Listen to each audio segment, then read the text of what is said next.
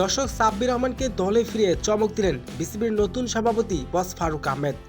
নতুন অধিনায়ক মেহেদী হাসান মিরাজের নেতৃত্বে শ্রীলঙ্কার বিপক্ষে 3 ম্যাচ ওয়ানডে সিরিজের জন্য 17 সদস্য দল ঘোষণা করেছে বাংলাদেশ ক্রিকেট বোর্ড বিসিবি।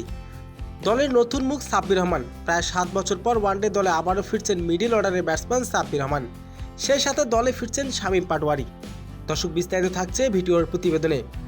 শ্রীলঙ্কার বিপক্ষে প্রথম টেস্টে ড্র করেছে বাংলাদেশ। তবে শ্রীলঙ্কার বিপক্ষে ওয়ানডে ম্যাচের জন্য বড় চমক দিলেন বিসিবির নতুন সভাপতি আমিনুল ইসলাম বুলবুল। পাকিস্তান ও আরব আমিরাতের বিপক্ষে ব্যাটিং ব্যর্থতার কারণে দলে হেরেছে তারা। তাই তো এবার সবাইকে চমক দিয়ে দলে ফেরাতে যাচ্ছেন হার্ড হিটার ব্যাটসম্যান সাব্বির রহমানকে। দল থেকে বাদ পড়তে যাচ্ছে একাধিক ক্রিকেটার। লিটন দাসকে বাদ দিয়ে এবার দলে ফেরাতে যাচ্ছে সাব্বির রহমানকে। শ্রীলঙ্কার বিপক্ষে দীর্ঘ 7 বছর পর আবারও আন্তর্জাতিক ক্রিকেটে ফিরছেন সাব্বির। আর এবার সবাইকে চমক দিয়ে শ্রীলঙ্কার উদ্দেশ্যে উড়াল দিয়েছেন সাব্বির রহমান। আর আবার আন্তর্জাতিক ক্রিকেটে ফিরতে যাচ্ছেন এই hard hitter batsman Sabbir Rahman.